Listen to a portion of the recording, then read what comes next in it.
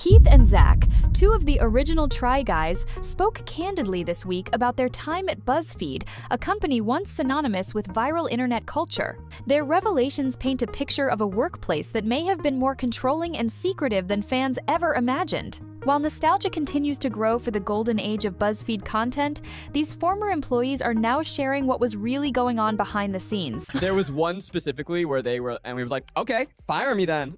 Did you say that? We were basically like, first of all, they were trying to have one-on-one conversations with us, and unfortunately, I was the person who was called in first for that. There was a standoff happening because they had done this stupid contract that I was refusing to sign, that they had tricked, I feel like, tricked the entire company into signing because they put it into office moving paperwork. Like, we were moving offices, and it's like, oh, you got to sign a new thing for the parking. Gosh. You got to sign a new thing. You have to sign a new thing. Oh, and also we have a new image release waiver because we're in a new place. And the image release waiver, I want to say for the record, none of the people involved in this story work there anymore. But the image release waiver was broad-reaching. It basically was like, we own your likeness in any way we want to do it. Specifically said forever. we would own your life story. Yes. And that was my issue with it. And luckily for me, because I probably also would have blindly signed it, but they ran out of the image release waiver because I was working too late that day because we were always working very hard. So like I was working late and they didn't have any more. And then, so I didn't sign anything. And then I showed up, and then a week into being at the new office, they realized I hadn't signed the new image release waiver. So some poor intern gets sent to me and they say, hey, can you sign this? And I was like, well, I got to read it. And they're like, well, you need to sign it. I was like, this is an unfortunate, very unfortunate. This is an intern. An intern delivered this paperwork. And I read it and I'm like, I'm not going to sign this. One of the most striking claims? BuzzFeed allegedly attempted to obtain control over employees' likeness rights by slipping contracts into routine paperwork during an office move. Keith said he discovered the tactic and immediately warned coworkers not to sign, an act of defiance that reportedly put him in hot water with management. Did you sign it? No, none of us did because we read it because we're not Because we were all working late. And I see. Okay. And then I sent an email to the staff saying, did any of you guys sign this thing? It's crazy. I just sent an email to the whole office to be like, don't sign this. They were obviously pissed at me. And then they were like, well, if you don't sign that, you can't be in videos. And I was like, well, if I can't be in videos, I'm a development partner. I can't make videos. The Try Guys eventually brought in legal counsel to assess the situation, and the tension escalated to the point where they were ominously warned that a storm was coming. We had a meeting with somebody. I'm not going to say their position, but they brought us into a room and they were like, hey guys, so I heard that you are getting a lawyer to look over this. We're like, yeah, and that's what we were told to do. He's like, cool, I think that's a good idea. And then he goes, looks kind of left, right, and he goes, off the record, if you do this, a storm is coming. He literally said, a storm is coming.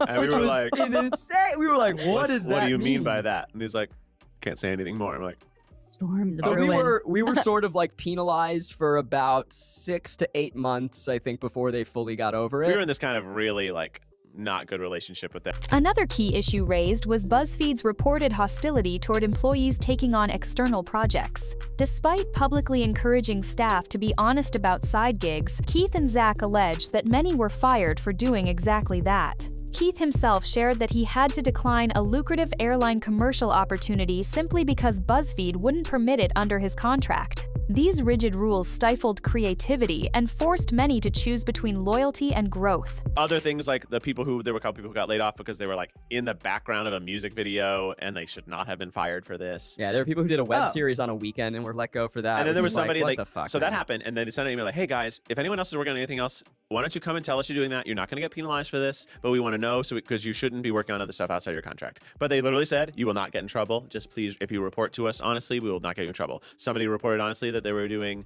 freelance research for another company. They were fired. Yeah. Oh my god. Yeah. So, very cutthroat, scary times. And that was what was sort of, I think, was the reason that other people started making wireless BuzzFeed is one, they wanted to get that's why we're telling the story. The juicy tea, but also that they were mad. They were pissed. Such restrictions led to a wave of now iconic Why I Left BuzzFeed videos on YouTube. These videos, often emotional and honest, became a hallmark of the Ariand, for many a springboard to independent success. Former staffers, including now household names like Quinta Brunson, went on to build thriving careers outside of the BuzzFeed brand. In a lighter but equally telling anecdote, Keith revealed he was the original mind behind BuzzFeed's now famous Puppy interview series. Ironically, the idea was born during a time when he wasn't allowed to appear in videos. It's a testament to the untapped creative potential that BuzzFeed's structure may have suppressed. There was about 2 to 3 weeks where we did not sign the talent release before like we got them to agree to some changes, whatever. And during that 2 or 3 weeks, it's like, okay, well, I can't do my job. Right. So what am I going to do? What did you do? And so during that 2 to 3 weeks, Keith and I came up with, I think he pitched to me, Drunk Girls Get Surprised with Puppies. Yeah. I made that video. But I said, I won't make it because I'm not making anything for the company right now. Because I was like, they're mad at me, like, fire me. Yeah. I'm making nothing. I'm going to show up at 9 a.m. I'm going to sit at my desk, and I'm going to leave at 5 or 6. Oh my gosh. I made that for a few weeks. Yes. Yeah, for about 2 or 3 weeks. I made this one video because I was like, I'm bored. I want to do something. Yeah. And that turned into a fucking smash hit. And now fast forward. You're like, That is the Celebrities Play with Puppies interview format that BuzzFeed makes. Yes. So that was like, that directly led to the celeb team being like, oh, we would like to do that. Can we? I'm like, go nuts. And so that is now their like one their of their flagship thing. BuzzFeed's internal dynamics were also reportedly hostile to the collaborative nature of the Try Guys. Executives allegedly questioned the team's use of 3 members on one video, arguing it would be more efficient to spread them across separate projects. Zach's pointed reference to 3 people working together is being interpreted by fans as subtle shade toward former Try Guy Ned Fulmer, who exited the group in scandal. And all of this was like weaving in between the Try Guys stuff. And that was a point of tension, I think, for leadership, and then, but just made, you know. Wait, why for leadership? It seems like they would like that. Well, because honestly, every time we worked on a Try Guys thing, they didn't like it. Oh. They didn't like it because it was 3 people working on one thing. Huh. And I do mean 3 people. Mm-hmm. And that's who was working on it. Yeah.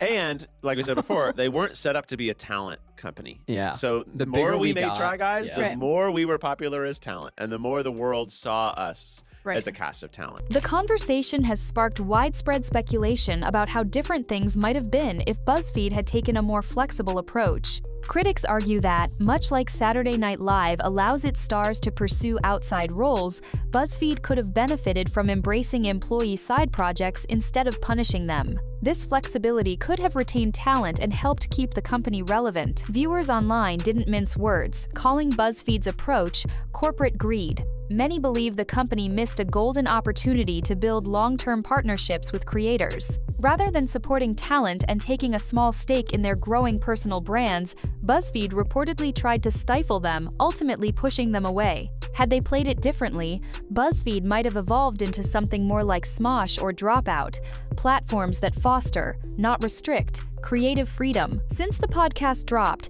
users have flocked to TikTok and YouTube to revisit old Why I Left BuzzFeed content, commenting on how the company squandered its moment. The consensus? BuzzFeed could have been a launchpad for modern creators. Instead, it became a cautionary tale. Despite the criticism, Keith and Zach made it clear that it's not all bad blood. They acknowledged that BuzzFeed has changed in recent years, and even mentioned a recent visit to the company's offices, where they met with current staff. They wished their former coworkers well, but the message was clear: what happened in the past still deserves to be told. I mean, I want them to succeed because we are so like interwoven in that story. So like, it's only good if they have more success, I think, ultimately for us. Like, They also, I think, have learned, seemingly, I'm not there, but from what I'm hearing, they've learned a lot. Yeah. You know, there's a lot of trial by fire of what to do and what not to do. For BuzzFeed, it's a reminder of how fast internet fame can rise and fall based on how you treat your talent. For the Try Guys, it's just another chapter in a story that continues to unfold,